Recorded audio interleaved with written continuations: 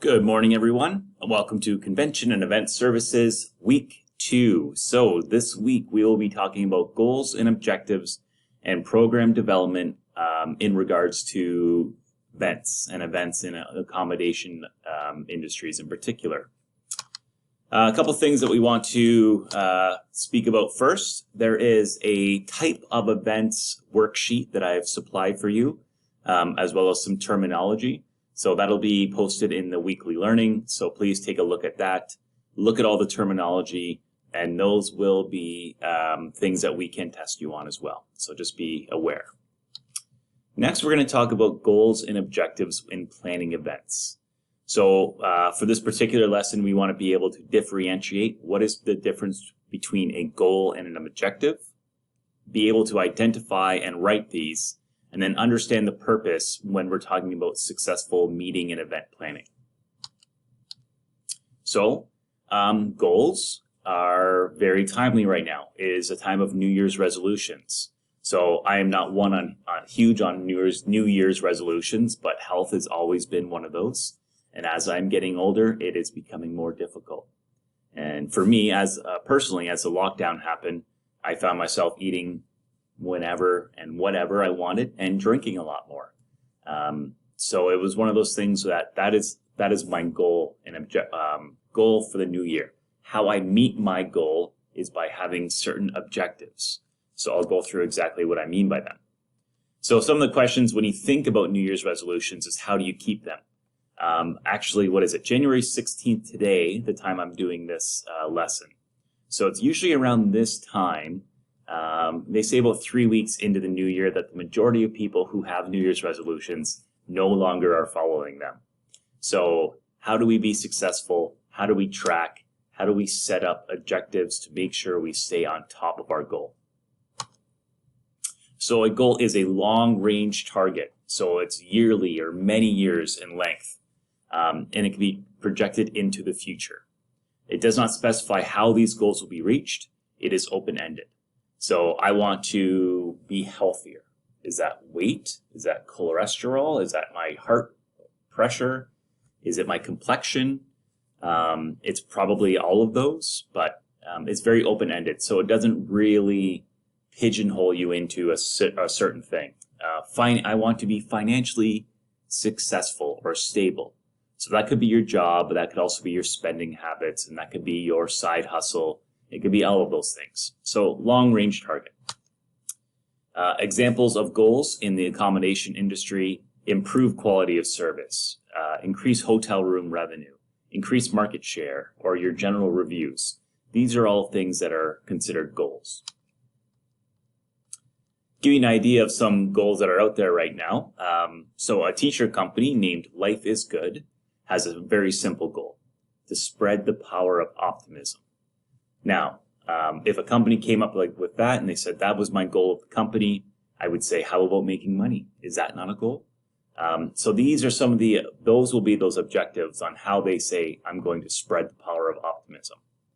American Express, their goal is a customer can never love its company if the employee doesn't love it first. WestJet is very similar to that, where they say, our employees are our first customers. I think that's what they say. Basically, all the employees are our owners. So all the employees get a portion of the company that they work for. IKEA has had great success with their goal of making everyday life more beautiful for everyone. Beautiful furniture at low prices. That is part goal and also tagline or their market line. In business, goals are represented by the company mission. So the Ford Motor Company was built for the road ahead. That's their slogan. Their mission statement is, we are a global family with a proud heritage, passionately committed to providing personal mobility for people around the world. It's funny, mission statements can be really kind of ridiculously long and long-winded and big words. Ford's mission statement should be, I want to sell the most trucks, Ford F-150s. Nike, their slogan was just do it, and their mission statement is to bring inspiration and innovation to every athlete in the world. That is a good mission statement, I believe. So the goal of C2C is to, I guess, technically connect the employer and the student and find the right fit for both. And when we think about our goals, we have to break it down really by each individual who will be a stakeholder in that. So the students obviously is number one. And the idea is to get the right job for the right person at the right time. So we want them to work for the right company that gives them the right experience. Financially, yes, it should be okay. It should be enough that that you can make ends meet, but it's also the experience really that we're looking for. Experience across different positions and different revenue departments, because we want to make sure that as a co-op, as an educational component, you have some experience to the different worlds of hospitality. So maybe you can choose a location, or maybe you can choose a certain career track. Because I know I loved food and beverage. Once I was in it, first of all, the tip potential was amazing. So I can make $200, $300, $400 in a night sometimes in non-taxable income. But I'm a money guy. Some people love the front desk. They love seeing the people and that it's happy and it's in, it's out. It's up to everyone. Some people love housekeeping. It's private. It's their own job, and they have a set goal. I got to clean these rooms, and I have no boss looking over top of me and no customer to have to please. It's just an easy position. So it's to each your own, they say. To the employers, that we want to provide trained employees that they can hopefully keep on long term. To the college, it's part of our educational component, right? Like, we want to give you jobs. A lot of colleges have co-ops, but they do not work actively to get you any positions. So we are unique in that, and it's kind of blown up and gotten bigger and bigger over the years. And then the organizing committee, which usually is about 10 or 15 students, but now it's me and Marilyn. We just want to make sure this runs as smooth as possible virtually. So the difference between a goal and objective is objective has a certain criteria that it must meet. So they're shorter range, and they are specific to one event or specific to that goal. So each objective will move you closer, and they must follow the SMART theory, which is it's specific, it's measurable, it's attainable, it's relevant to what you're doing, and there's a time factor. So within 30 days, within 1 year, by the end of the day, these are all the things that it must be. So when we think about assessing a meeting objective, we need to understand if it will work for you. So first of all, is it SMART? Can it be completed? Is it consistent with your company policy and procedures? And can you actually look and see, yes, I met that, or no, I did not? So the key to determining success or the value event is looking at the return on investment. And when we talk about ROI in financial terms, we're looking at, I invested $5,000 into the stock. At the end of the year, is it worth $4,000? Is it worth $6,000? I want a return on my investment. Think about a relationship, right? When we have girlfriend, boyfriend, husband, wife, even a good friend, you invest into that relationship, your time, effort, and probably your money. And what are your expectations that you want on that investment? Do you want someone who's loyal and supportive and fun? Or do you just want somebody to pick up the phone when you need them? It's one of those things that it could also be applied to a personal level as well as a financial level or a meeting objective level. Very first one, so for determining your return on investment, we have to figure out who are the attendees, so who are coming to this event or meeting. Who are the exhibitors, so was it worth attending? And what is the facility or other vendors, was their ROI positive? So when you look at this, you say, okay, Toronto International Film Festival, that's an event, it's close to home. The attendees, they want to watch different films. They want to learn more about what star is being in what production. And there's also a lot of people who critique the films. The exhibitors, it's probably the actual individual films themselves. And then the facilities would be the different theaters that would host this. And then different post-party event places and the galas and the balls and all the stuff that they have with that. So you want to make sure everybody felt like there was a return on investment. When we look at the host, so the host would be, so for us, it would be Georgian College hospitality programs for our career fair. So we spend money on this. I think for us, usually we spend about $6,000 or $7,000, but we make money off our career fair when we have it in person. We pay $6,000 or $7,000 for rental of the gym and all kinds of stuff, but we charge the employers, so they pay to come and meet you. This year we're doing it for free because the hospitality industry has been hurt so much that we don't feel right charging them more. And it's obviously always free for you. So for us, I think because it's online, it's not going to cost as much, but we have to pay like $2 per attendee, and we have over 1,000 students. We actually have almost 2,500 students within all of the hospitality programs. So it could cost us up to $5,000, but we'll see. For a typical host, though, they look at, okay, was their finances, was the money well spent, was the marketing related, whatever performance-based goal or objective they had, did they hit it? Did they have more people come to the event? Did they have more films being launched? Did they have more judges being there? And at the end of the day, how well the meeting and other stakeholders' goals and objectives were met. Having SMART objectives are important to an actual goal, and we'll go through a few of those. And then also having a measurement tool for these. So goals and objectives, goals being long-term, hard to measure, objectives being quite easy to measure. So if I want my hotel to be successful, an objective might be, I want to increase my hotel occupancy rate by 5%. That's quite an easy thing to measure. Measure what last year was or last month, and measure what this month is. And have I met that? So some of the ways that we do this are pre and post test. We do questionnaires and surveys. So we usually send out questionnaires for the career fair. We have people surveying the students as they leave the gym, and we would survey the employers after the fact, just to see if they enjoyed the event, did they meet good people, did they find the employer that they wanted to, and then from there, we can go forward and make any adjustment for the following year. You can use focus groups, and then you can also do an after-meeting event, which means, was there any huge change in the business based on this event? Such as a launch party. So a launch party is an event, say you have a new brand of wine or tequila or spirits, you have a new game station or a PlayStation 5 or an Xbox, and you want to do a launch party. Did you have more sales? Did you have more likes on Facebook? Did you have more followers? Did you sell not only the gaming units, but more controllers and actual individual games and cables and all the accessories, that kind of stuff. Next one is the return of investment on content. So what is your content? What kind of message were you trying to send across? How were you doing it? So was it live stations where you were having taste testing of your new food or your new alcohol?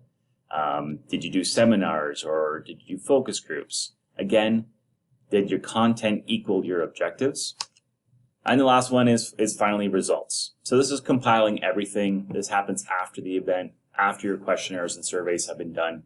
And then you come together and you put it all together and see from the very beginning to the very end, what were we able to accomplish by having this event?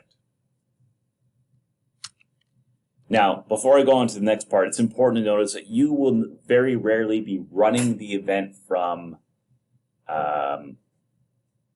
the organizing side, as far as if I'm throwing a conference for farmers, and we're looking at all the new different farming techniques, okay? I am not a farmer. I'm a manager of a hotel. So what I'm doing as I am hosting this. So I'm not looking to sell more equipment, although it is good if that person that comes here sells more equipment or gets more contracts. But ultimately, I am trying to provide the location in which that they can do so. So my results as a hotel, did they pay me enough? Did it operate the way it was? Nobody got hurt. My labor and all my other costs were low enough that I made money on here. Did I sell a bunch of hotel rooms because people that came to this conference also stayed in my hotel? Did they go to the restaurants? Those are the things. So again, it's very much based on who the audience is. From whom are you speaking? Are you speaking as the tractor company, the attendee to the farming conference, or the hotel? And in 99% of the cases, we'll be talking from the hotel point of view or conference center. Next part is program development. If you want to take a pause, go to the washroom, go get a coffee, come on back. So this is basically saying, okay, I want to figure out how to run this meeting. What is the best way to run a meeting? The time? Do I need breakout groups? Do I have big gatherings? Do I have parties and food and beverage opportunities? How best to get my goals met? So now we really start breaking down things. So first we're going to look at adult learning principles. So how do adults learn? And you are all adults. Even through high school, you're basically teaching adults as well. So what is the best way that we like to learn? We look at meeting design, which is really interesting now based on all the virtual events that are happening. We talk about different types of sessions. We understand the role demographics play as far as what age group are we trying to attract, and then also different program formats based on space. So these are the things that we want to look at. And the complexity of working with volunteers, which is difficult to say the least. So what is program planning? It is including every component of a meeting or educational offering. Again, the expectation is a return on investment. A lot of these, it's not about maybe making money, but it's about delivering a message, okay? Open house. So open house at the college level is not really about getting people to sign up to a program then. It's really just to display all of the offerings that we do have at the college, the type of education they can receive, the jobs they can get out of this, how much, investment they're going to have to put in. And then down the road, we might get that end result. And then the end result is people signing up for a particular program. Let's use an example for the rest of the program developmental slides as a college field trip.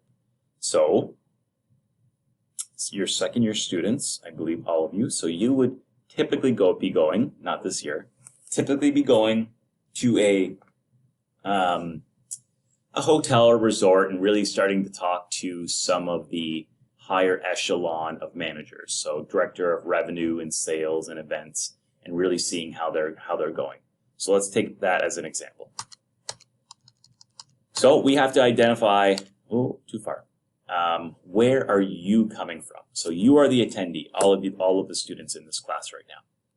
So while the majority of you are, I guess, technically local, many of you would be classified as international, and some of you regional. So coming from outside Simcoe County, maybe living here now, but because you are not born here, you might not know about a Horseshoe Valley Resort, which is only 15 minutes away from Georgian College.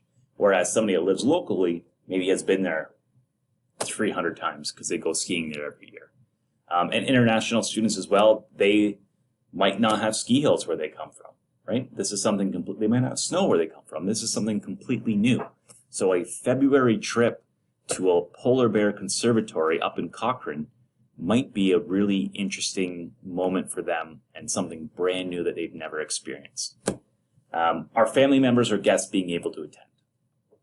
Typically, it's ideal for them not to, because when you bring family members or guests, then you have to work in, you want to have the families have dinner together, and late night opportunities are really suffocated that way. So you have to say, is it for a week-long conference in Tallahassee, Florida? Well, then maybe some family members might have to come. And if so, what are they doing while I have the other people of the family with me? Are there any physical limitations? So I went to the Horseshoe Valley in the summertime, and we did the treetop trekking with students, and we did the zip lining. Those are some physical limitations. And there was a few that bowed out and said, you know what, this is just beyond my comfort level, and didn't want to do it. And that was okay.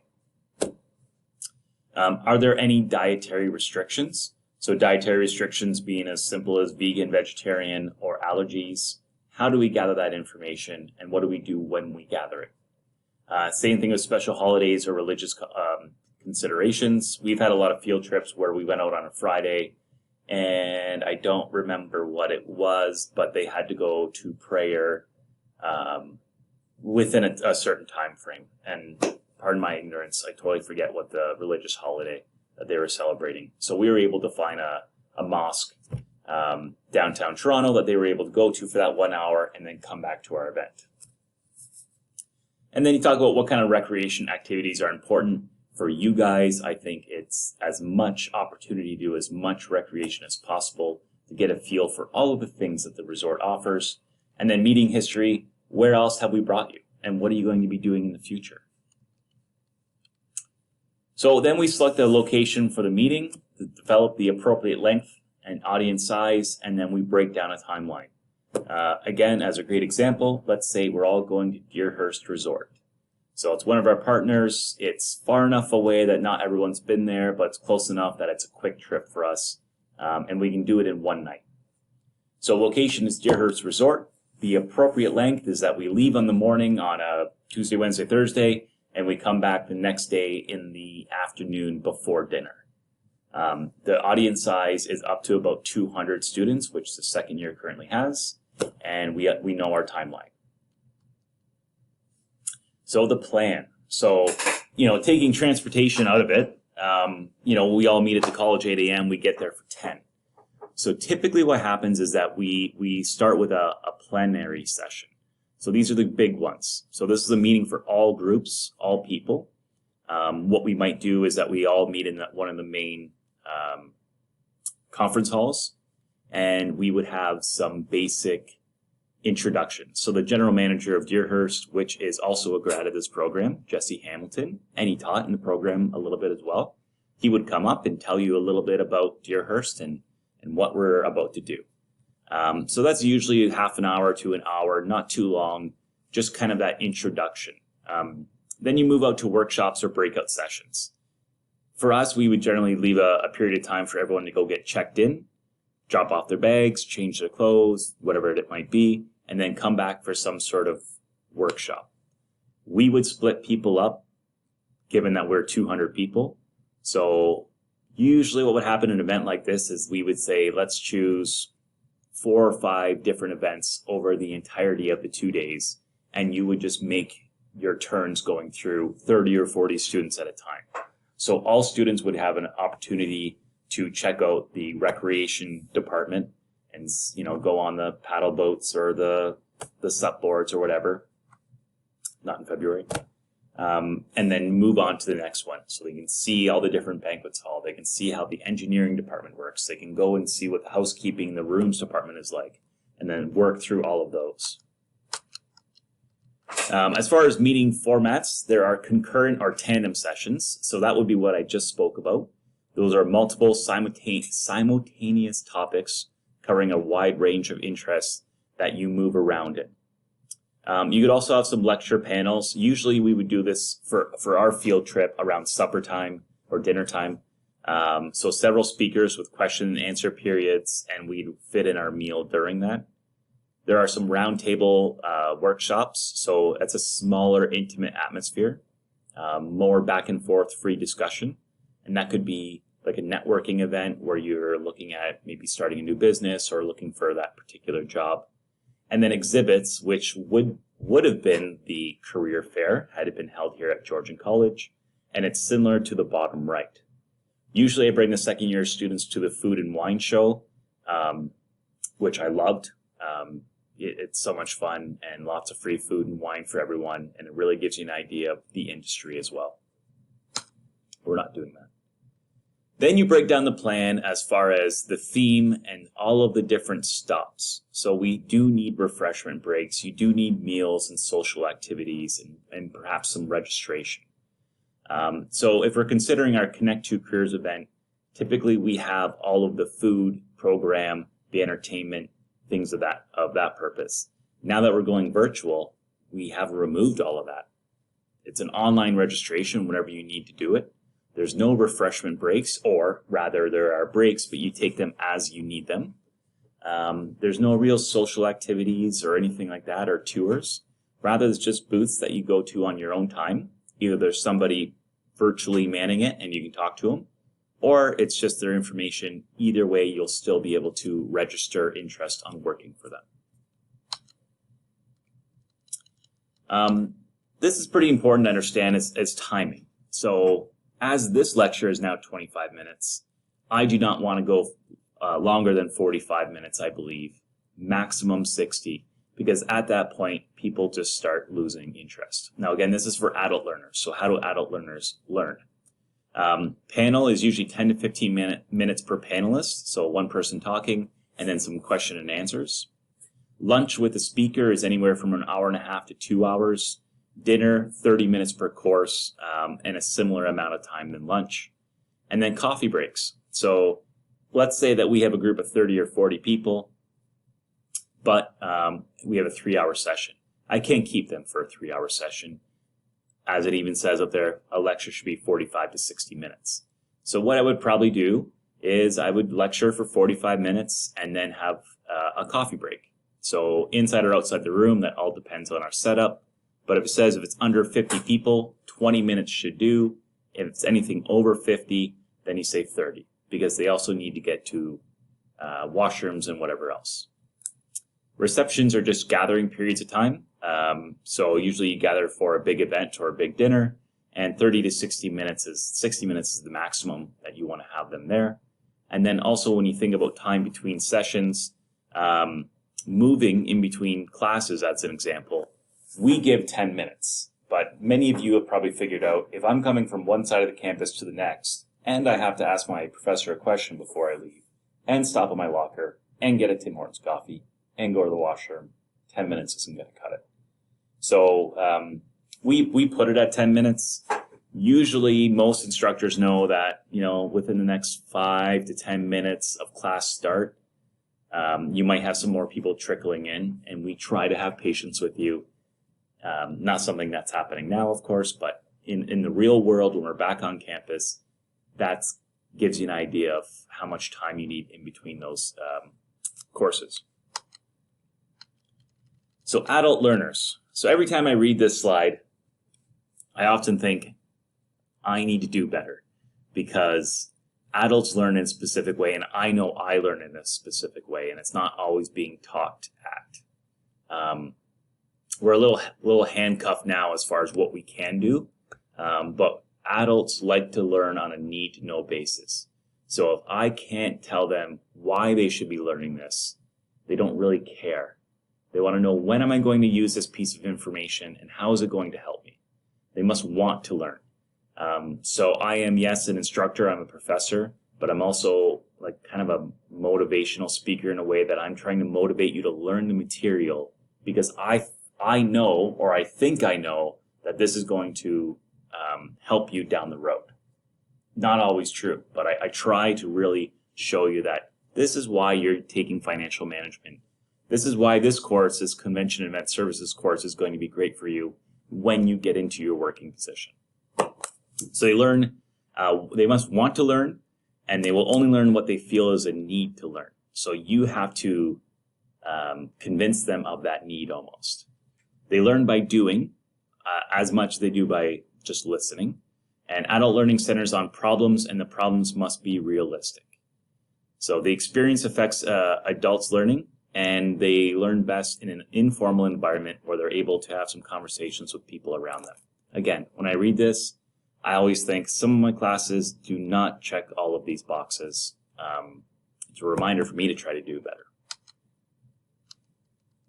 So there's a few different instructional styles.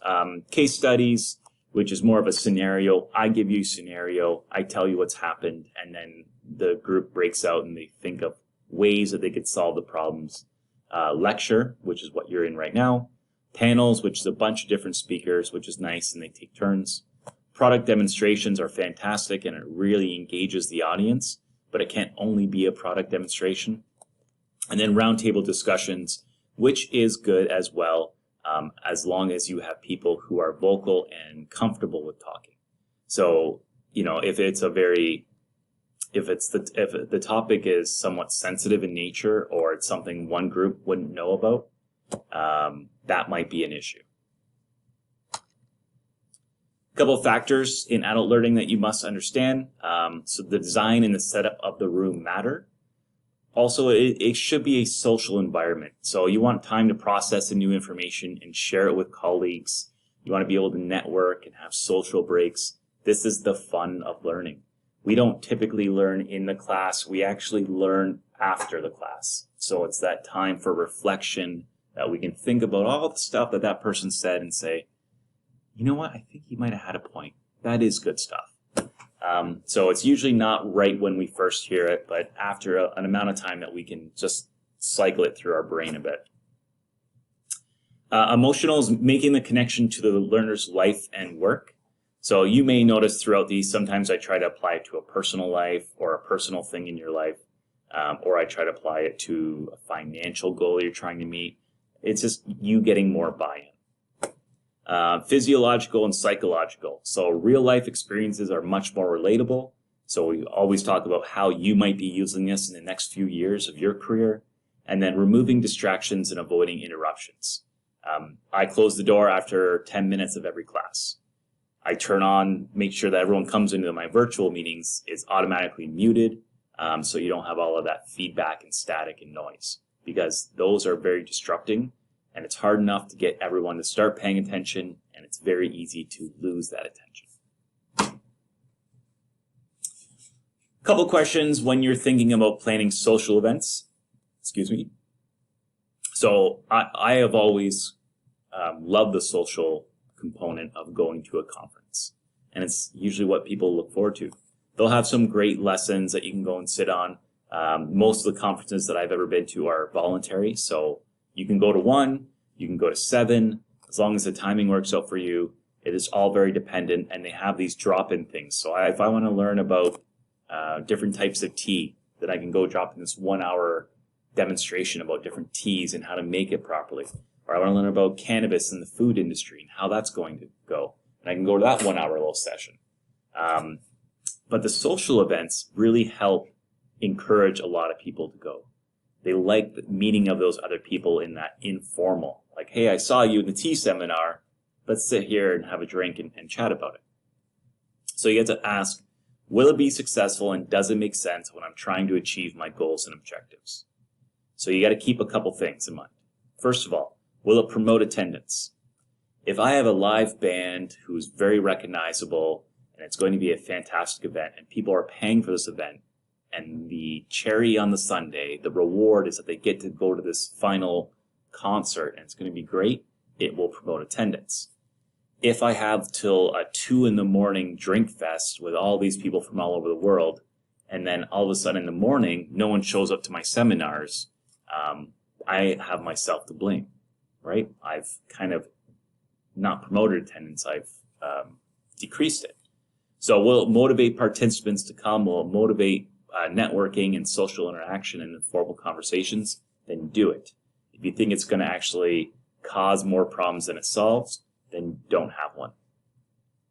College students, we've always been on the fence about these social events because, well, I was in college and I remember going to these social events and they were a whole lot of fun. Now, 8 a.m. the next morning wasn't. So it's one of those things that, again, you have to decide, what is the student going to remember after this field trip? Are they going to remember that 1-hour lesson on tea? Maybe. But are they going to remember those 1 or 2 hours where they were in a concert with all of their students from all over the world and they had such a great time? So again, it's always about those goals and objectives. What are you trying to achieve? And with a lot of our field trips, it has to be educational, but we also just want you all to get to know each other better and integrate a little bit more and talk to each other a little bit more. A few of the things is registration. So registration, when we talk about those, we think about what are the benefits for registration for the attendee, but also for the meeting planner. So how do you motivate this? So if you have people that pre-register, it gives you a lot of information. It gives you information that you are indeed going to have these people attending your event. If they pre-register, they might be paying you some money, so you'll also have a little bit of a budget to work with. Usually people will give you a deal, so 10% off, 20% off, 30% off if you register before a certain date. We even do it with Connect 2 Careers usually, where if you registered before the new year, it was $25 off. This year it's free, so that doesn't really matter, but it's great for us from the career fair standpoint is that we want to tell all the students what kind of companies are coming by the new year. And in that way, we have like a month or two to promote that. If they all sign up the week before, that only gives us 1 week to encourage the students to come and meet these employers. So we need time in advance. And then the final one we talk about is program committees. So program committees are often forced to work alongside the planner and represent the interests of the organization. So you might have people, so for the career fair, we would have a couple people from the employer side, students, so obviously we need to know the students' input, and people from the college. So it might be myself or Marilyn, but it also might be Ron Howden, who runs the gym, and he has to make sure that we can book the gym and there's no basketball games or anything.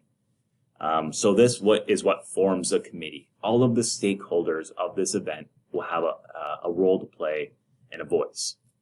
So when you form your committee, you make sure you select people who are knowledgeable, dependable, and accessible, so they're able to attend.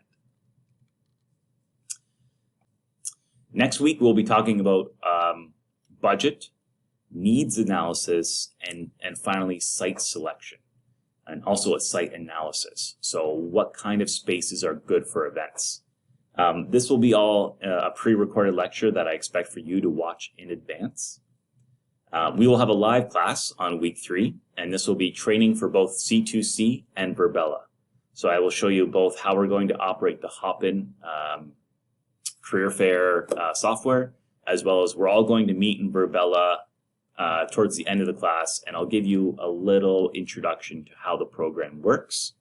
I'll also give you the Virbela assignment and the C2C reflection assignment. Both of those have to be completed after you attend those events. And the Virbela one, you can start as soon as the next class is over, as soon as I introduce you to it. And the C2C one, it falls on February 23rd, the actual event itself. So you can complete that right after that. So it has been 38 minutes. That is all for today. I hope you're all doing well. And I won't see you this week in class, but next week, week 3, is when our first live class starts. See you then.